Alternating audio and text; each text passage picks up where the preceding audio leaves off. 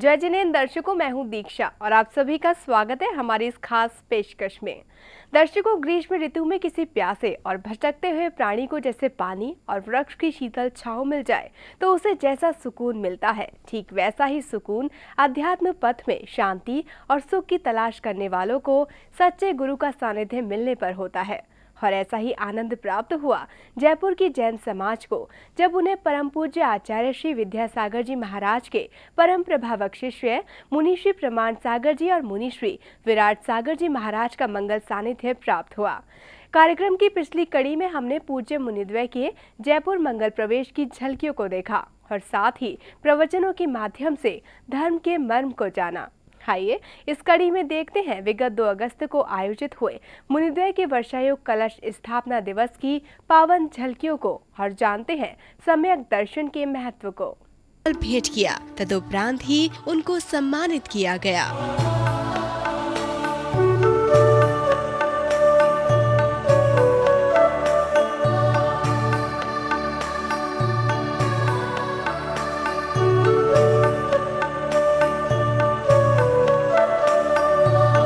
मुनिश्री के इस मंगल चातुर्मास कलश स्थापना समारोह में न सिर्फ जयपुर बल्कि भारत के विभिन्न राज्यों से भक्तों ने सम्मिलित होकर पुण्य लाभ लिया।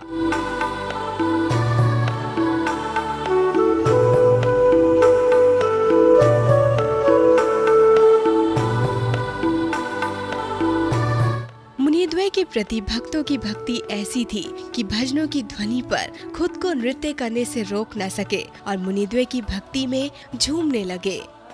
गुलाबी नगर में आप पधारे प्रमाण सागर महाराज, विद्यासागर जी के प्रभावक भक्तों की सरकार, कि रस बरसा रहे हो तुम, कि मन मुस्का रहे हो तुम, कि रस बरसा रहे हो तुम, मन मुस्का रहे हो। विचार गुलाबी नगर में आप पधारे प्रमाण सागर महाराज, विद्यासागर जी के प्रभावक भक्तों की सरकार। इसके बाद जिनवानी चैनल के सीएमडी नीरज जी का सम्मान किया गया और साथ ही मुनिश्री ने जिनवानी चैनल को जैन धर्म की प्रभावना हेतु मंगल आशीर्वाद प्रदान किया। तदोपरांत ही प्रमुख श्रेष्ठी अजित जी का सम्मान किया गया, जिनकी मुनिश्री ने भूरी भूरी प्रशंसा की। देखिए, नीरज भाई ने आज एक बहुत बड़ा संकल्प लिया। पिछले अनेक वर्षों से ये जिनवानी चैनल के माध्यम से जैन धर्म की प्रभावना करते रहे हैं। आगरा प्रवास में मेरे संपर्क में आने के बाद इन्होंने एक भावना व्यक्त की थी कि महाराज, मैं जिनवानी चैनल के माध्यम से केवल जिनवानी का प्रचार करूंगा और कोई उल्टे पुल्टे कार्यक्रम नहीं, अभी तक किया भी नहीं है। ठहर जाइए। ये अजीत जी आपको देखने में बहुत साधारण दिख रहे हैं, लेकिन इन्होंने कई असाधारण काम किए। मुझसे ये पिछले 18 वर्षों से जुड़े हुए हैं और इन्होंने गंज बासौदा में 65 बीघा जमीन देकर गौशाला खोली और आज तक गौशाला चला रहे हैं, जिसमें अभी कितनी गायें हैं? अभी 300 गायें हैं। 300, 400, 500 गायें रहती और उसका पूरा व्यवहार लगभग यही उठाते। प्रमुख श्रावकों के सम्मान के बाद ही अन्य श्रेष्ठी गणों के सम्मान का दौर चलता रहा।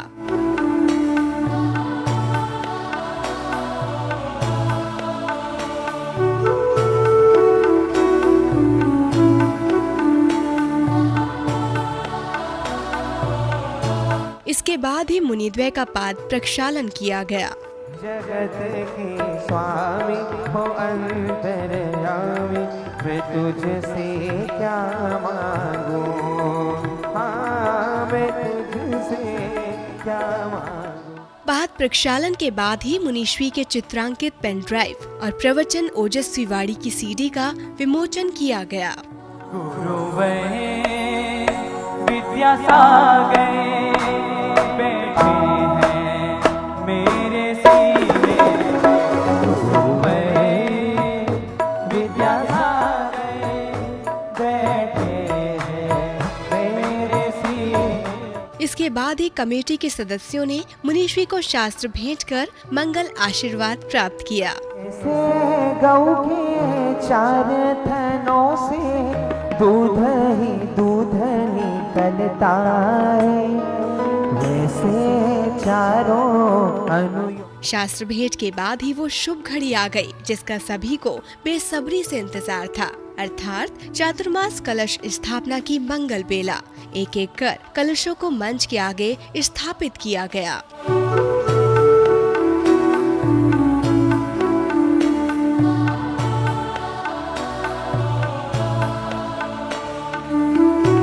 इसके बाद ही पंडित रतनलाल बैनाड़ा जी, पंडित शीतल चंद जी, संजय जी पाटिल आदि श्रावकों ने अपने वक्तव्यों को प्रस्तुत किया। ये चातुर्मास स्थापना समारोह में जो ये सारी जनता इकट्ठी है, इससे मालूम पड़ता है कि चातुर्मास का आनंद जयपुर वाले बहुत अच्छी तरह लेंगे और महाराज जी भी दिल खोल के वर्षा करेंगे। पूज्य मुनि श्री राजस्थान वासियों की ये भावना है कि आपके चातुर्मास की रजत जयंती मनाई जाए राजस्थान में। केवल एक चातुर्मास से मतलब नहीं, पूरी रजत जयंती मनाई जाए, इस भावना के साथ में मैं यही भावना भाता हूँ। चांद को गुरूर है अपने नूर पर, संगीत को गुरूर है अपने सुर पर, हम सबको गुरूर है प्रमाण सागर जैसे कोहिनूर पर, और इसीलिए हम यहाँ आए हैं। और ये खुशी, ये अमीर, ये संपत्ति सब कुछ छोड़ के जाना है। मैं अपने पूर्व के अनुभव से आपको ये बताना चाहती हूँ कि इस चौमासे में आपके जीवन की दिशा बदल देगी और आपका व्यक्तित्व ही पूर्ण रूप से बदल जाएगा। महाराज श्री के प्रवचनों से, महाराज जी के वाणी से आप लोग सब लोग बहुत ही कृतार्थ होंगे। वक्तव्यों के बाद ही मंगल कलश स्थापना कर्ताओं ने परिवार सहित मुनीश्री को श्रीफल अर्पित कर आशीर्वाद प्राप्त किया। प्रमाण सागर का द्वार सुहाना लगता है, प्रमाण सागर का द्वार सुहाना लगता है, प्रमाण सागर का द्वार सुहाना लगता है, चरणों में वंदन सुहाना लगता है, प्रमाण सागर का द्वार सुहाना लगता है। भक्ति ने थारी के सजा दू किया रे, तेरे बिन लग नहीं महाराज यारे, तेरे बिन लग नहीं महाराज यारे। इसके बाद ही मुनीश्री विराट सागर जी महाराज ने अपनी मंगलवाणी के द्वारा सभा को संबोधित करते हुए चातुर्मास में श्रमणों के तप के महत्व को प्रतिपादित किया। ग्रीष्म काल में ऐसी आग बरसती है कि नदियों का पानी भी सूख जाता है। आत्मा के पिपा दर्शकों, ये तो थी मुनिद्वय के चातुर्मास कलश स्थापना दिवस की पावन और मनोरम झलकियां। चातुर्मास स्थापना दिवस से लेकर निरंतर मुनीश्री के मुखारबिंद से धर्म की प्रभावना हो रही है, जिसमें उन्होंने सम्यक दर्शन, उसके अंग और उसमें लगने वाले दोषों से समाज को अवगत कराया। आइए हम भी मुनीश्री के प्रवचनों के माध्यम से जानते हैं सम्यक तत्व के बारे में और कोशिश करते हैं उसे धारण करने की।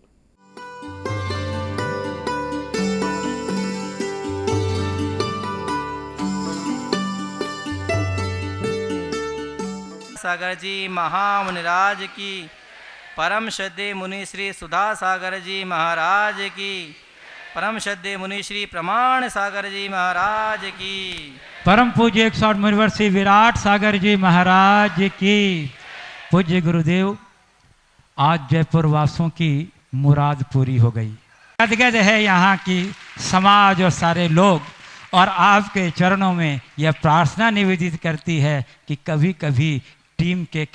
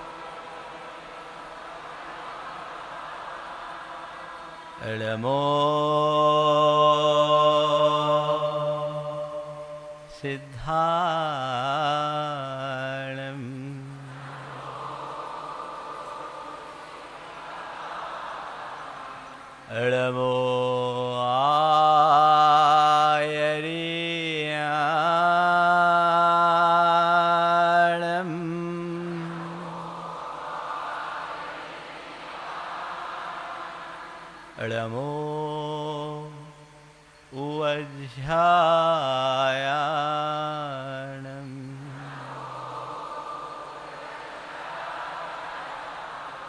बोलो ये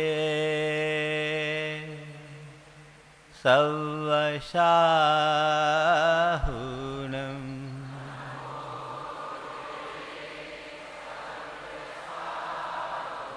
ऐसो पंचीणमुयारो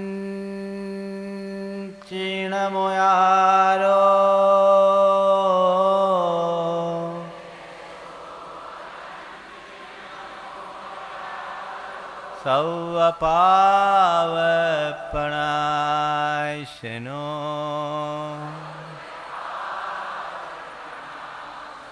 मंगलालम च सवेशिम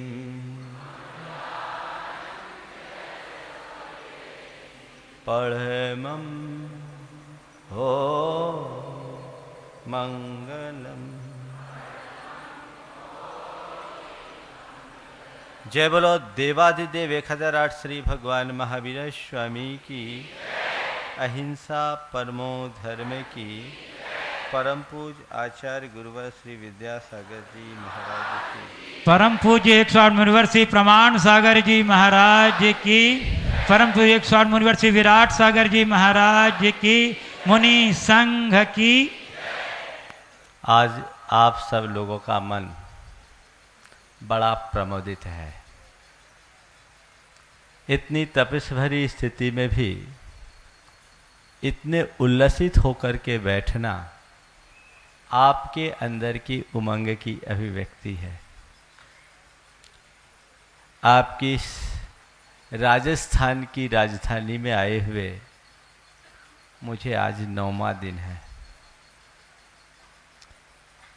और इन 9 दिनों में मैंने इस बात को अच्छी तरीके से देख लिया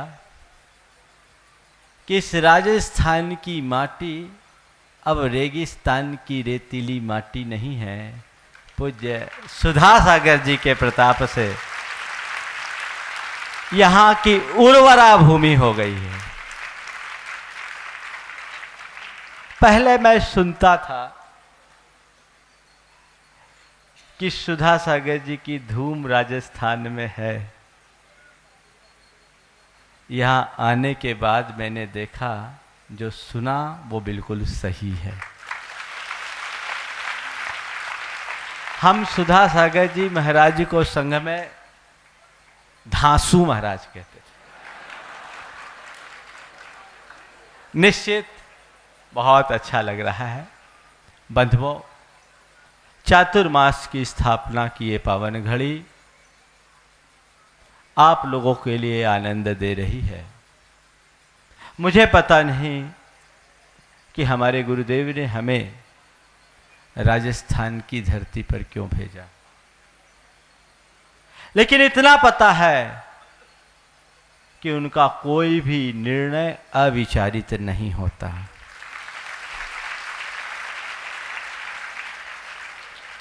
और उनका जो भी निर्णय होता है वो सबके हित के लिए होता है।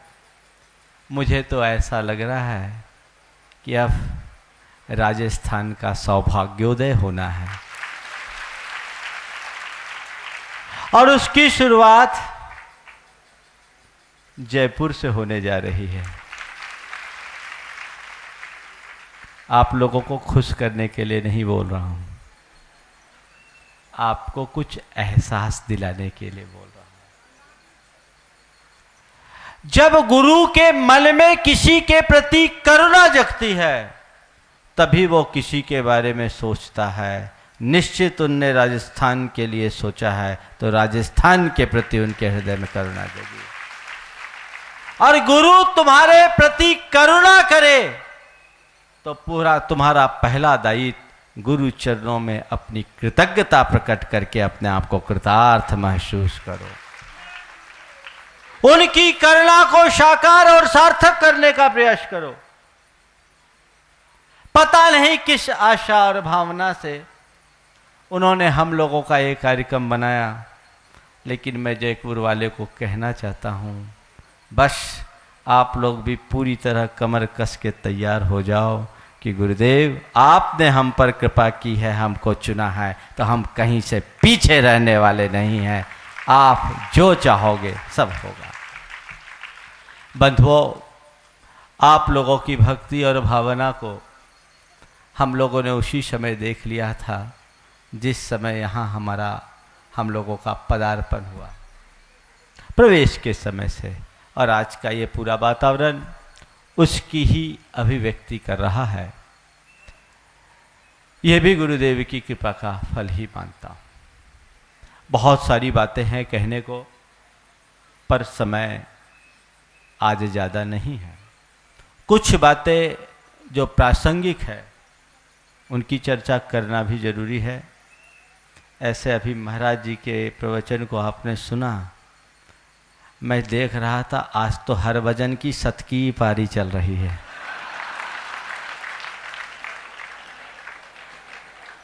कभी कभी सीधे सेंचुरी जाते। महाराज का हमें बहुत सहयोग रहता है और ये इनकी विनम्रता है कि समर्थ होने के बाद भी ये कभी खुद करना नहीं चाहते। ये हमसे हमेशा कहते हैं महाराज जब आप हो तो हमें करने की क्या जरूरत। निश्चित गुरुदेव हम सबको यही संदेश और संकेत देते हैं कि तुम साधक बनो, प्रभावक नहीं। साधु का पहला लक्ष्य साधना, दूसरा लक्ष्य प्रभावना। प्रभावना करो पर साधना को खोकर मत करो। अगर प्रभावना के चक्कर में तुम्हारी साधना खोती है तो ये तुम्हारे लिए घाटे का सौदा है। गुरुदेव कहते हैं साधना करोगे प्रभावना स्वतः हो जाएगी, और विराधना करोगे तो अप्रभावना हो जाएगी। मुझे समझ में नहीं आता कि लोग विराधना को ही प्रभावना का रूप क्यों दे रहे हैं। ये समय की बलिहारी है। 3 बातों की चर्चा मैं आज आप सबसे करना चाहता हूं। ये चातुर्मास क्यों, चातुर्मास में हम क्या करेंगे, और नंबर 3 आपको क्या करना है। ये चातुर्मास क्यों, आप लोग चातुर्मास करा रहे हो, क्यों करा रहे हो?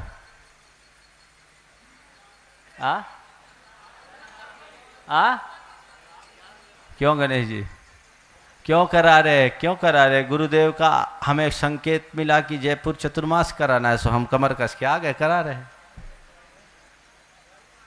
धर्म की प्रभावना, धर्म की प्रभावना कब होगी? आचार्य अमृत चंद जी कहते हैं आत्म प्रभावनी और रत्नत्रय तेजसा सतत में दान तपो जिन पूजा विद्यातिशयैश्च जिन धर्म। अपनी आत्मा को प्रभावी बनाओ, धर्म की प्रभावना तब होगी। रत्नत्रय तेजसा, अपने रत्नत्रय के तेज से अपने चरित्र के बल पर अपनी आत्मा को निखारो, और शक्ति अनुरूप दान तप जिन पूजा और अपने ज्ञान के अतिशय से जिन धर्म की महिमा को फैलाओ, ये प्रभावना है। आपने कहा धर्म की प्रभावना, निश्चित जहां गुरुओं का समागम होता है वहां प्रभावना होती है। अभी बेनाला जी कह रहे थे ज्ञानामृत की वर्षा होगी। अब वर्षा योग में अगर वर्षा नहीं हो तो गड़बड़ी हो जाएगा, सूखी सूखी वर्षा थोड़ी, वर्षा होगी। हमारे गुरुदेव ने हम लोगों से यही एक सीख दी। वो कहते हैं मेरे गुरु ने मुझे दिया और कहा देने में कृपणता मत करना, मेरे पास जो है हम तुम्हें दे रहे हैं, तुम भी कृपणता मत करना, जो आए देते रहना, जितना चाहे देते रहना।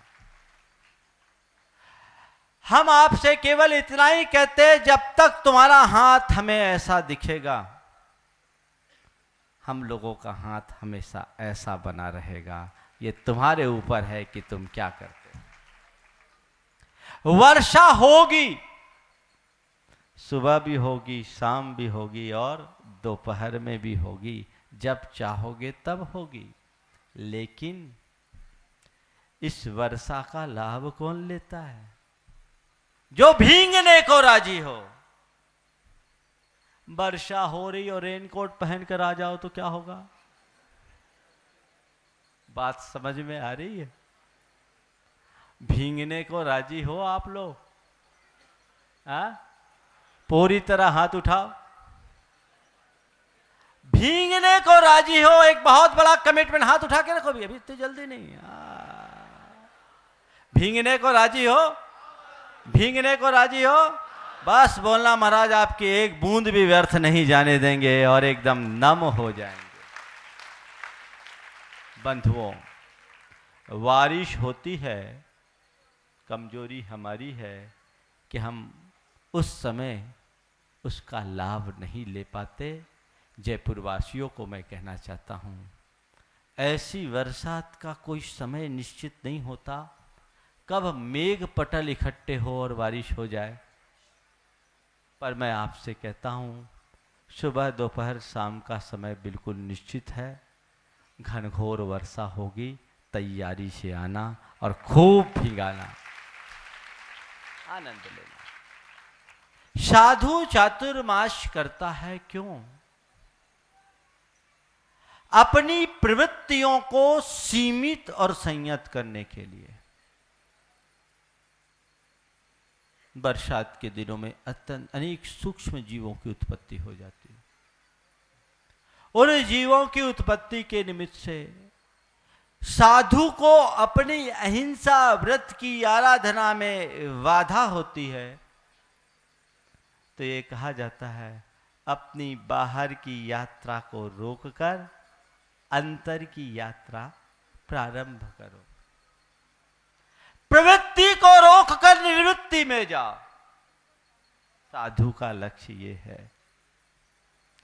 चातुर्मास की स्थापना यहां आज आप लोगों ने कराई, कलश स्थापना आप लोगों ने कराई। हमारा चातुर्मास तो चतुर्दशी को स्थापित हो गया था। आज आप लोगों ने चातुर्मास कलश की स्थापना करके एक प्रकार से इस चातुर्मास को अच्छे तरीके से संपन्न कराने का संकल्प लिया। यही है ना इस कलश स्थापना का उद्देश्य। आपने ये संकल्प लिया और अब आप सोच रहे हैं महाराज 4 महीना रुकेंगे। सोचे हो कि नहीं? क्या महाराज 4 महीना रुकेंगे? अब तो कहीं जा नहीं सकते, चौमासा है, कलश रख गया, अब तो जाहिर है। मैं आपसे कहता हूं, हम एक पल को भी रुकने वाले नहीं। हम रुकेंगे नहीं। नदी पर जब बांध बनाया जाता है तो ऐसा लगता है उसका प्रवाह रुक गया, लेकिन बांध से बांधने के बाद भी नदी कभी रुकती नहीं। उसका प्रवाह आगे न जाना पर जब आगे नहीं जा पाता तो ऊपर की ओर उठता रहता है। बस यही हमारी चातुर्मास की साधना है, जिसमें बाहर की प्रवृत्ति रुकेगी और अंदर की प्रवृत्ति बढ़ेगी। चेतना का ऊर्ध्वारोहण ही साधु की साधना का मूल है। बरसात के दिनों में प्रकृति हम लोगों के अनुकूल होती है और हम लोग अपनी शक्ति के अनुरूप अपनी साधना करते हैं। तो जयपुर वालों से मैं ये कहना चाहता हूँ कि दिन भर भीड़ मत लगाना। जो समय दिया जाए उसी समय पर आना। और एक बात ध्यान रखना, हमारी बैटरी चार्ज होगी तभी तो हम तुम्हें रोशनी दे पाएंगे। इस बात का ख्याल रखना। कई बार लोग भावना में आते हैं और जब आओ तब समय चाहते हैं। मुझे कई बार ऐसा लगता है समय देते देते, समय बांटते बांटते मैं खुद ही बट सा जाता हूँ। कृपा कर ऐसा मत करना। साधु अपनी प्रवृत्ति को सीमित, संयत और नियंत्रित करने के लिए एक स्थान पर रोकता है। उसकी बहिर यात्रा रुकती है, अंतर यात्रा शुरू हो जाती है। मैं आपसे केवल इतना कहना चाहता हूं, साधु तो अपनी चर्या के प्रति सजग और अप्रमत्त रहता ही है। साधु के सानिध्य को पाकर इस चातुर्मास में आप साधु न बने। क्या कह रहा हूं, ध्यान से सुनना। साधु के सानिध्य को पाकर इस चातुर्मास में साधु न बने, बस इतना कर ले कि गुरुदेव जब तक आपका चातुर्मास होगा हम कोई भी असाधु काम नहीं करेंगे, हमारा आना सार्थक हो जाएगा। साधु न बनो, असाधु काम मत करो, सज्जन बन जाओगे। संकल्प लो। समाज में एक परिवर्तन की शुरुआत होनी चाहिए, और वो परिवर्तन तभी होगा जब व्यक्ति में परिवर्तन होगा। हर व्यक्ति में परिवर्तन हो और हर व्यक्ति अपने आप को बदल डालने के लिए तैयार हो, ये प्रभावना है। आप प्रभावना की बात करते हैं। जब से समाचार फैला कि महाराज राजस्थान जा रहे हैं, आप लोगों के पास आपके रिश्तेदारों की खबर आती होगी, महाराज देश आ रिया है, महाराज देश आ रिया है, जयपुर आ रिया है। फिर कहे महाराज जयपुर आ रिया है, अब फिर कहते हैं महाराज जयपुर आ गया। और अब आप हफ्ता भर पहले खबर देते थे महाराज चातुर्मास होने वालों है, अब क्या कहोगे, माखा चातुर्मास हो रियो है। यही कहो ना, हो रियो है, हो रहा है। मैं आपसे ये कहना चाहता हूं, अब आपको किसी को कहने की जरूरत न पड़े कि जयपुर में चातुर्मास हो रहा है। किसी को ये कहने की जरूरत न पड़े कि जयपुर में चातुर्मास हो रहा है। लोग आपकी वृत्ति और प्रवृत्ति को देख करके समझ ले इनके यहां चातुर्मास हो रहा है। यही प्रभावना है, चर्या ही प्रभावना है, आचरण ही प्रभावना है। तुम नहीं तुम्हारा आचरण बोले तब अच्छा लगेगा। आप सोचो कि इतनी भीड़ देख करके मैं प्रसन्न हो जाऊं, तो भीड़ हमें कभी प्रभावित नहीं करती। अगर भीड़ के ही पीछे होना होता तो मध्य प्रदेश में बहुत भीड़ भागती थी। पूछो वहां कोई भी सभा 10,000 से नीचे की तो होती नहीं थी। वहां भीड़ से कभी प्रभावित मत होना, निष्ठा से प्रभावित होना। निष्ठा को जगाओ। और मैं मानता हूं ये जो भीड़ आई है बिना निष्ठा के नहीं आई। निष्ठा तुम्हारे भीतर है, उस निष्ठा को और अधिक उभारने का काम हम लोग करेंगे। बस मैं आपसे कहता हूं, आपको चातुर्मास में क्या करना है बताऊं। जब कोई बीमार आदमी होता है और क्रॉनिक पेशेंट होता है, लंबी बीमारी से ग्रसित होता है, और एक लंबे समय के अंतराल के बाद उसकी बीमारी पकड़ में आती है, तो क्या करते हैं आप लोग? उस डॉक्टर को बहुत धन्यवाद देते, आभार मानते हैं, और डॉक्टर से क्या कहते हैं, डॉक्टर साहब अब आप जैसा उचित लगे वैसा करो। कहते हो कि नहीं कहते हो?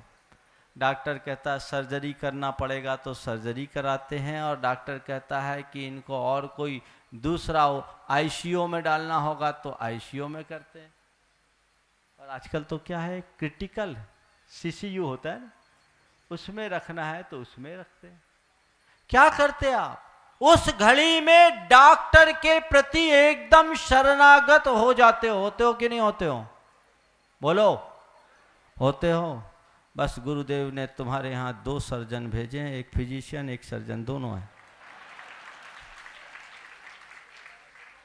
तुम्हें कुछ नहीं करना है, शरणागत हो जाना है। और इतना मैं जानता हूं कोई ऑपरेशन फेल नहीं हो सकता।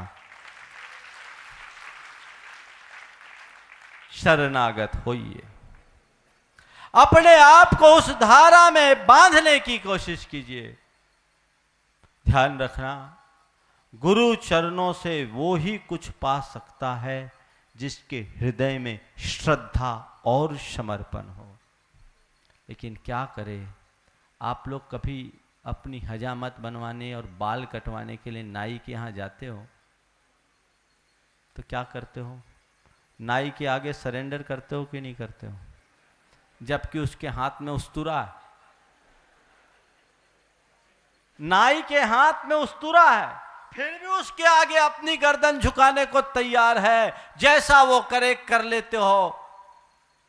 और हम लोग, हमारे हाथ में कोई भी उस्तुरा नहीं, फिर भी तुम लोग गर्दन झुकाने को तैयार नहीं। तुम लोगों को नाई पसंद है क्योंकि वो पहले मालिश करता है फिर उस्तुरा चढ़ाता है। समर्पण और श्रद्धा अपने हृदय में होनी चाहिए, बाकी सारे कार्य स्वतः हो जाते हैं। बस आज की तिथि में चातुर्मास के बारे में मैं यही कहूँगा कि ये चातुर्मास प्रवृत्ति से निर्वृत्ति की ओर जाने का चातुर्मास है। इसमें हम लोग अपनी साधना भी करेंगे, आराधना भी करेंगे, और उस साधना और आराधना के बल पर जो पाएंगे उसका कुछ अंश आपको देंगे, जो आपके लिए प्रभावना के प्रसाद के रूप में होगा, प्रभावना के प्रसाद के रूप में होगा। और आपको क्या करना है? प्रसाद को, जब आपको कहीं प्रसाद दिया जाता है तो कैसे लेते हो? हाँ, प्रसाद जब कहीं दिया जाता है तो कैसे लेते हो? अनमने भाव से नहीं महाराज, अहो भाव से, अपने आप को कृतार्थ महसूस करते हुए कि ये प्रसाद हमें प्राप्त हो रहा है। बस मैं आपसे केवल इतना ही कहना चाहता हूँ, हम लोग अपनी साधना और आराधना का जो कुछ भी प्रसाद आपको देंगे उसे केवल प्रसाद मान करके ग्रहण करना, तुम्हारा जीवन धन्य हो जाएगा। प्रसाद मान करके ग्रहण करना। हमने अपने जीवन में जो भी पाया, गुरु वचनों को उनका प्रसाद मानकर स्वीकारा तभी पाया। गुरु वचनों को उनका कृपापूर्ण प्रसाद मानकर स्वीकार किया तब हमने पाया। हमने गुरु से यही सीखा है, जो गुरु वचनों को गुरु प्रसाद मान लेता है उसके जीवन का गौरव सदैव बढ़ता जाता है, उसके जीवन की प्रतिष्ठा सदैव बढ़ते जाती है। तो गुरु वचनों को गुरु प्रसाद मानना, गुरु की करुणा को गुरु की कृपा और अपना अहोभाग्य मानना, जीवन बदल जाएगा। जीवन को बदलना है। पूज्य गुरुदेव की कृपा से हम लोग राजस्थान में आए। निश्चित ये राजस्थान की धरती बड़ी भाग्यशाली धरती है। राजस्थान में मेरा पहली बार आना हुआ। इससे पहले मैंने राजस्थान के बारे में बहुत सुना और राजस्थानी लोगों से भी मुलाकात हुआ। मुलाकात इसलिए भी बहुत हुआ कि इस खून में कहीं न कहीं से राजस्थान का संबंध तो जुड़ा हुआ है ही। और मैं सुनता था कि राजस्थान की सांस्कृतिक परंपरा बहुत समृद्ध है। यहाँ आने के बाद मैंने देखा भी है कि निश्चित राजस्थान की सांस्कृतिक परंपरा बहुत ही समृद्ध है और आपकी धर्म निष्ठा भी बहुत प्रगाढ़ है। इसको कहने में कोई संशय की बात नहीं। ये गुरुदेव की कृपा हमारे लिए, राजस्थान की महिमा तो इसलिए भी है क्योंकि हमारे गुरुदेव की सच्चे अर्थों में जन्मभूमि या कर्म भूमि या निर्माण भूमि ये राजस्थान ही है। ब्रह्मचारी से लेकर आचार्य पद तक उनके व्यक्तित्व का संपूर्ण निर्माण इस राजस्थान की धरती पे हुआ है। हमारे गुरु नाम गुरु आचार्य ज्ञान सागर जी ने इसी राजस्थान में जन्म लेकर अपनी साधना किए, तपस्या किए, अंत में समाधि धारण कर अपना कल्याण किए। तो हमारे लिए आप चाहे जो कहो, मेरे लिए राजस्थान की धरती किसी तीर्थ भूमि की तरह है, बहुत पावन भूमि। और मैं यहाँ से प्रभावित हूँ। गुरुदेव ने जो कुछ भी सोचकर यहाँ भेजा होगा वो बहुत अच्छा सोचा होगा। मैं तो देख रहा हूँ ये चातुर्मास कलश स्थापना का ये कार्यक्रम यहाँ संपन्न हो रहा है और यही कार्यक्रम अभी गुरुदेव के चरणों में भी संपादन के अंतिम कड़ी में होगा। भाग्य जागा है। 20 सालों तक सुधा सागर जी ने इस धरती को सींचा। बीच में क्षमा सागर जी महाराज का भी पदार्पण हुआ। आज का पूर्णमति का भी लाभ इस राजस्थान को धरती को मिला और कुछ अन्य साधुगणों का भी लाभ आप सबको मिला। अभी कहा गया कि स्वर्ण जयंती इस दीक्षा राजस्थान की धरती में चातुर्मास की स्वर्ण जयंती मने, पता नहीं, पर मैं आपसे केवल इतना कहना चाहता हूँ, चातुर्मास की स्वर्ण जयंती मनना न मनना हमारे हाथ में नहीं है, वो तो हमारे गुरुदेव की इच्छा पर है। आपको पता है एक कमांड पर सारा काम होता है। चातुर्मास की स्वर्ण जयंती बने या ना बने, पर जयपुर वालों, इस चातुर्मास को जयपुर का स्वर्ण युग बनाना तुम्हारे हाथ में है। स्वर्णिम अध्याय खोलो, जयपुर के स्वर्ण युग की शुरुआत करो, तब तुम्हारे लिए कुछ लाभ हो सकेगा। ऐसा प्रयास आप सबको करना चाहिए। आज बहुत सारे लोगों ने इस कार्यक्रम में अपनी सहभागिता दिखाई। कलश स्थापना से लेकर शास्त्र भेंट तक की सारी क्रियाएं की, कुछ अन्य कार्यक्रम हुए। चातुर्मास कलश स्थापना का कार्यक्रम ही इतना होता है, ये गाड़ी चलती तो है लेकिन अपने स्टेशन पर पहुंचते पहुंचते पहुंचते पहुंचते थोड़ा टाइम लगता है, क्योंकि कई बार चेन पुलिंग भी हो जाती है, ड्राइवर भी क्या करे। लेकिन फिर भी हमारी गाड़ी निर्धारित समय पर आई। जिन लोगों ने मंगल कलश स्थापित करने का सौभाग्य प्राप्त किया, वे सब बड़े भाग्यशाली हैं। पहले कलश के रूप में आर के मार्बल के परिवार को ये सौभाग्य मिला। साथ में डॉक्टर पांड्या का परिवार भी इस कार्यक्रम से जुड़ा। अशोक जी को तो ये कार्य करना ही था, क्योंकि राजस्थान में पद रखते ही अशोक जी का ध्यान जब से उनने राजस्थान के लिए सुना, हमेशा हम लोगों के संघ पर केंद्रित है। मैं आज की बात बताऊं आपको, इस सभा में आने के पहले मुझे बताया गया कि अशोक जी का फोन आया है कि महाराज से नमोस्तु करके बोल देना, दोनों महाराज जी को नमोस्तु करके बोल देना कि मैं तन से नहीं हूँ पर आत्मा से वहीं हूँ, जयपुर में ही हूँ। आज गुरुदेव के चातुर्मास के कलश की स्थापना उनने की होगी। जाते समय उनने कहा था, महाराज मैं नहीं रह पाऊंगा 2 तारीख को। वो तो प्रथम ऐसे है ही, तो मैं नहीं रह पाऊंगा, पर अपने छोटे भाई सुरेश भाई को भेजूंगा। हमने कहा बहुत अच्छी बात है, इस निमित्त से ही आ जाएंगे। 10-12 साल तो उनको हो ही गए और आज उनको आने का ये लाभ मिला। भाव उनका था ही। डॉक्टर साहब के भी बड़े प्रबल भाव थे। जब हम सम्मेद शिखर जी में थे तभी आशा जी ने कहा डॉक्टर साहब को कि इस बार का चातुर्मास का कलश अपने को रखना ही है। और भावना देखो, समय सागर जी महाराज अभी इंदौर में हैं, पर उनका कलश 4 तारीख को रखा जाना है, मौका पाए और चले आए। ये भावना का फल होता है। और जयपुर वालों तो कहीं पीछे रहते ही नहीं। प्रतिवर्ष 5 कलश रखे जाते हैं, इस बार आपने 8 कलश रखा है। ये भी एक अपने आप में रिकॉर्ड। भावना है, चाहे राणा जी हों, गोधा जी हों और उनकी पूरी टीम बहुत तत्परता के साथ इस कार्य में लगी है। मैं उन सबको ये आशीर्वाद देता हूँ कि पूरी समाज को एक सूत्र में पिरोकर रखो। प्रभावना तभी होगी जब हम एक बनेंगे और नेक बनेंगे। मैं इस मंच के माध्यम से एक बात बहुत साफ शब्दों में कहता हूं, मैं न व्यवस्था को प्रमुखता देता हूं न व्यवस्था समिति को। ध्यान से सुनना, न मैं व्यवस्था को प्रमुखता देता हूं न व्यवस्था समिति को। मैं केवल अपनी अवस्था को देखता हूं। अवस्था ठीक तो सब कुछ ठीक, और अवस्था बिगड़ी तो अव्यवस्था हो जाती है। तो हमारी अवस्था को आपको ख्याल रखना है। और समाज की अवस्था का भी आपको ख्याल रखना है।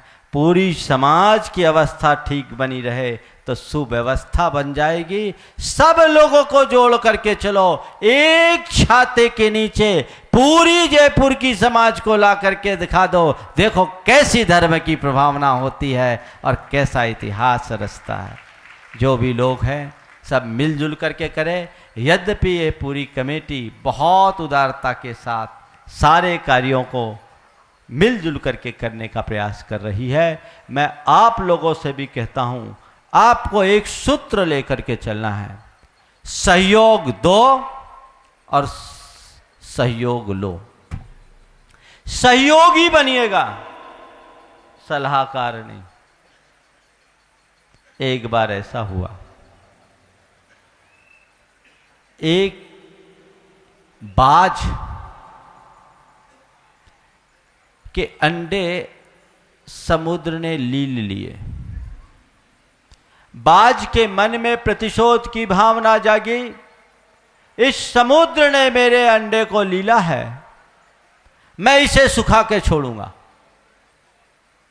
तो बाज क्या किया, तिनके उठाए समुद्र में डाले, तिनके उठाए समुद्र में डाले। जब बाज ये कृत्य करने लगा, मुझे लगता नहीं कि जयपुर की इतनी अच्छी परंपरा, ये महिलाएं जयपुर की नहीं दिख रही है। बैठ जाओ, जहां जयपुर के लोग बीच में नहीं जाते, बैठो। धर्म सभा में बीच में उठोगे तो बहुत गड़बड़ हो जाएगा, जहां वहीं बैठो, धीरज रखो। एक दिन रोटी छूट जाएगी, चिंता मत करना, बैठो। तो मैं कह रहा था कि बाज जब तिनका डालना शुरू किया तो अन्य पक्षियों ने पूछा कि भाई तुम तिनका क्यों डाल रहे हो?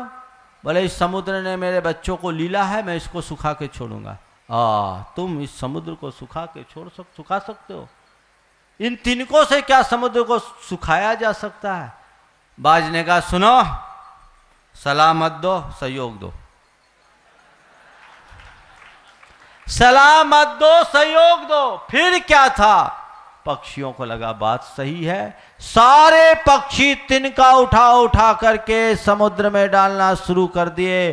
पूरा आकाश तिनकों से पट गया। इसी बीच कहते हैं ब्रह्मा जी अपने गरुड़ पर सवार होकर कहीं जा रहे थे। गरुड़ ने पक्षियों के समूह को देखा, बोला क्या कर रहे हो? बोले इस समुद्र ने बाज के बच्चों को लीला, हम लोग उसको सुखाने जा रहे हैं। बोले तुम लोग समुद्र को सुखा सकोगे क्या? बोले सुनो, सहयोग मत दो, सलाह दो। सलाह मत दो, सहयोग दो।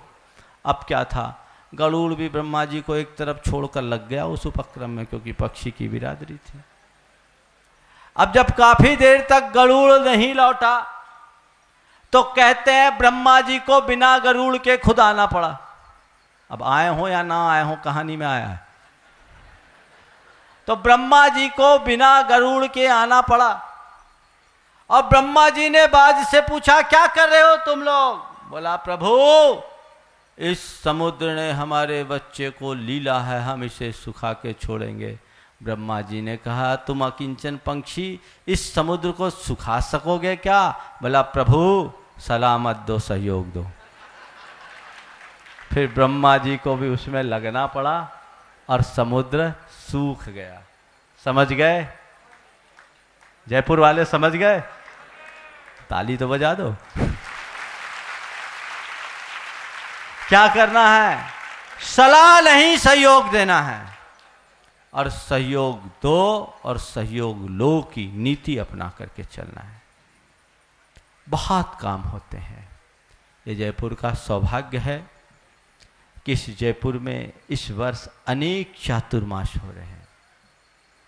मुझसे किसी ने कहा महाराज जी इस बार आप जयपुर जा रहे हैं और जयपुर में तो पहले से बहुत सारे चातुर्मास हैं। हमने कहा भैया इसमें क्या बुराई है, तुम रोज मेरी भावना में पढ़ते हो घर घर चर्चा रहे धर्म की। तो बहुत चातुर्मास तो अच्छी बात है, इसमें बुराई क्या है? एक ने कहा महाराज 17 चातुर्मास हो रहे हैं। बोले 1700 चातुर्मास हो जाए कोई चिंता नहीं करो, 17 चातुर्मास में दिक्कत नहीं, 17 बातें हो तो दिक्कत है। 17 बातें मत होने देना। चातुर्मास कहीं भी हो, किसी का भी हो, आजकल लोग 17 बातें करने लगे हैं। और ये तुम्हारा जो व्हाट्सअप है ना, व्हाट्सअप कूड़ा में डालने वाली चीज, बिना मतलब की बातें, बिना सिर पैर की बातें, इधर से उधर और इधर से उधर, न जाने ऐसे सिरफिरों के मन में क्या होता है। और आप लोग भी कैसे, जो उन्हें ढंग से पढ़े बिना समझे बिना फॉरवर्ड कर देते। आज एक सज्जन मेरे पास आए, बोले महाराज एक ऐसा व्हाट्सएप आया है, पढ़ करके अच्छा नहीं लगता, क्या करूं। हमने बोला पढ़ा क्यों और हमको सुनाने के लिए क्यों आए। ये सिरफिरों की पहचान है। ऐसे लोग समाज में विषमता उत्पन्न कर रहे हैं। कुछ लोगों का संगठित दल है जिनका उद्देश्य समाज में विषमता उत्पन्न करना है।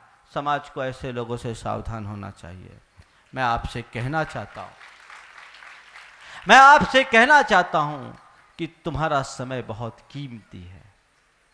धर्म के संबंध में जब भी अपना समय बिताओ, केवल सकारात्मक दिशा में बताओ। जो भी नकारात्मक बातें हैं उनको कभी तवज्जो मत दो, तभी तुम्हारा कल्याण हो सकेगा, अन्यथा सब व्यर्थ हो जाएगा। इसलिए सार में मैंने जितनी बातें कही, आप सब उन बातों को ध्यान रखना। जब अभी तक तो गुरुदेव के आशीर्वाद से 10 साल तक झारखंड में रहना हुआ, उससे पहले मध्य प्रदेश में रहना हुआ। मध्य प्रदेश में जब तक था तब तक तो कुछ सोचना ही नहीं था कि गुरुदेव की छाया तो एकदम निकट से थी। 10 साल तक झारखंड, बिहार, बंगाल में रहना हुआ। उस दौरान लगता था कि जो कुछ भी दायित्व है अपने सिर पर है। महाराज जी बहुत अच्छे सहयोगी के रूप में मिले, 6 साल से साथ है, अच्छी प्रभावना हुई। लेकिन राजस्थान में आने के बाद एक और अच्छी कड़ी जुड़ी कि हमारे अग्रज सुधा सागर जी भी बगल में हैं। हमने सुना कि कल उन्होंने अपने प्रवचन में कहा कि हमारे अनुज भी 2-2 अनुज जयपुर में बैठे हैं, अब हम एक नहीं 1-1-11 है। ये उद्गार उन्होंने व्यक्त किया, ये उनके भीतर के वात्सल्य की अभिव्यक्ति है। 1-1-11 नहीं, 1 और 1 मिलकर के 111 भी हो सकते हैं, अनंत भी हो सकते हैं। निश्चित ये राजस्थान का सौभाग्योदय है।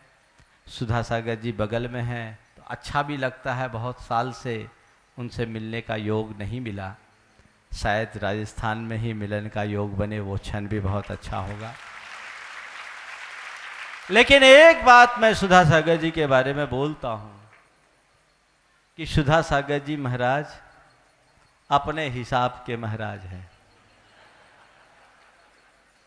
और उनसे लाभ लेना है तो उनके हिसाब से रहो। ध्यान रखो, किसी भी साधु को अपने हिसाब से चलाने की कोशिश मत करना। साधु से कुछ पाना है तो उसके हिसाब से चलने का प्रयास करना। सब साधु समान नहीं होते। एक सज्जन बोले महाराज सुधा सागर जी ऐसा बोलते, आप ऐसा बोलते हैं। बोले तेरे को बोलने का अधिकार किसने दिया?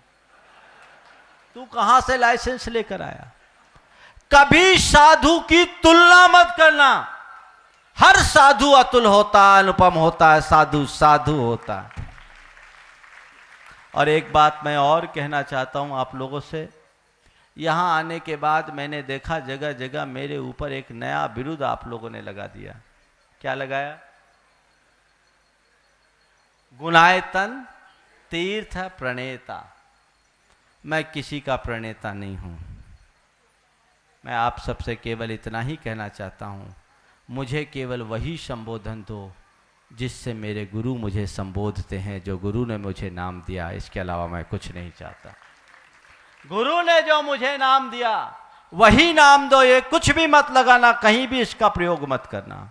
बस गुरु मुझे जिस नाम से पुकारते वही मेरा नाम है, और वो जो चाहते वही मेरा काम है। ये बाहर का निर्माण है, मुझे भीतर का निर्माण करना है। इस बात को आप सब ध्यान रखेंगे। निश्चित भक्ति और भावनावश आप लोग बनाते हैं। एक ने कहा महाराज आपको कुछ लोग गुणायतन तीर्थ प्रणेता कहते हैं, कुछ लोग शंका समाधान वाले महाराज कहते हैं, एक ने कहा महाराज कुछ लोग आपको गूगल महाराज कहते हैं। अरे भैया महाराज को महाराज रहने दो और बाकी चीज़ों से महाराज को नहीं जोड़ो। हमने बोला गूगल क्यों बोलते हैं? बोले महाराज जैसे गूगल में सब प्रश्नों का उत्तर मिल जाता, आप भी सब प्रश्नों का उत्तर दे देते। बोले ये भी क्या खोपड़ी है। अपने आप को इनसे बचा के रखना। जो बात मैंने कही है वो आप सब ध्यान रखेंगे।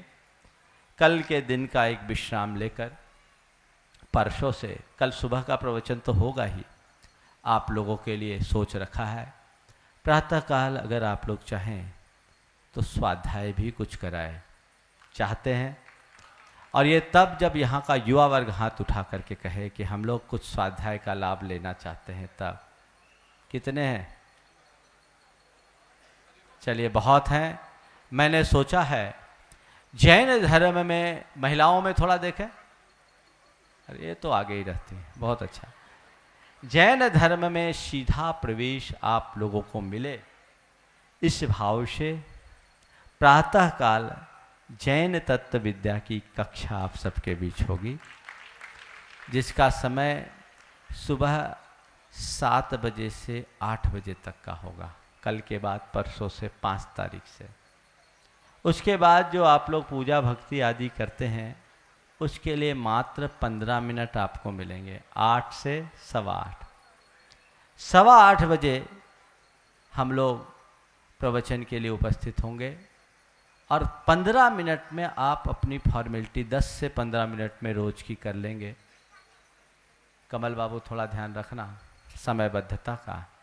और 8:30 से 9:20 पर आपकी छुट्टी हो जाएगी रोज के प्रवचनों की, ताकि शासकीय सेवा में निरत लोगों को भी लाभ मिल सके। मुझे बहुत सारे लोगों ने कहा, मैं समझता हूँ आप सबको अनुकूलता इससे हो गई कि नहीं हुई? बिल्कुल, बहुत अच्छी बात है। आप समयबद्ध अपना लाभ लीजिए। मध्याह्न में हम लोगों का स्वाध्याय होता है, 3:30 बजे से हम लोग स्वाध्याय करेंगे और उस स्वाध्याय में श्रावकाचार पर हम लोग चर्चा करेंगे। 36 श्रावकाचारों का संग्रह है, श्रावकाचार संग्रह। इस बार समस्त श्रावकाचारों के मंथन की बात सोची है। शाम को शंका समाधान जैसा आप लोग सोचते हैं, हमेशा लाभ लेते हैं, वो लाभ आप सबको मिलता रहेगा।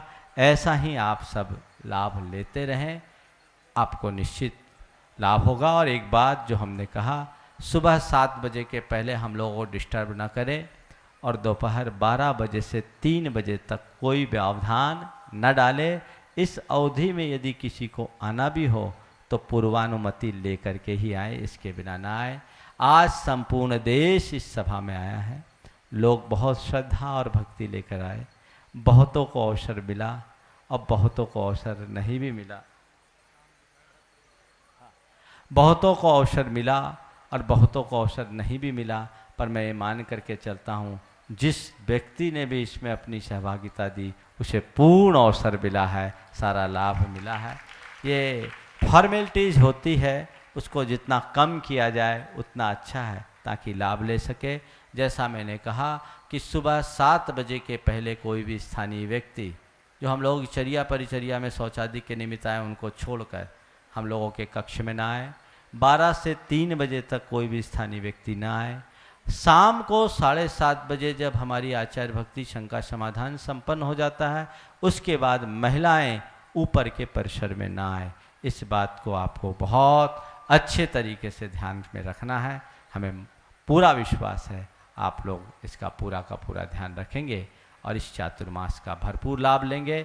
शंका समाधान रोज होता है, लेकिन आज मैं चाह रहा हूँ शंका समाधान की जगह जो ये कार्यक्रम हुआ, इस कार्यक्रम को ही पूरे देश में प्रसारित कर दिया जाए और हम लोगों को शंका समाधान से एक दिन के लिए छुट्टी क्यों दोगे कि नहीं दोगे?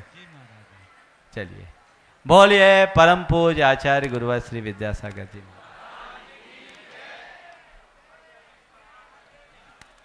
बोलिए परम पूज्य मुनि प्रमाण। थोड़ा बैठिए बंधु, अभी मुख्य काम तो बाकी है। अभी चातुर्मास का स्थापित कहाँ हुआ है, अभी इसकी विधि विधान होनी है। मैं आमंत्रित कर रहा हूँ। आप लोग करो, हम लोग हाँ, चातुर्मास कलश स्थापना। तो दर्शकों, देखा आपने कि किस प्रकार से मुनीश्री ने अपनी सरल और सहज वाणी में सभी को सम्यक तत्व के महत्व के बारे में बताया।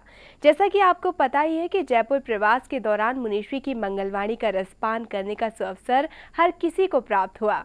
मुनीश्री के मंगल प्रवचनों का इसी प्रकार से हम रसपान करते रहेंगे और अगली कड़ी में हम पुनः उपस्थित होंगे एक नए विषय के साथ।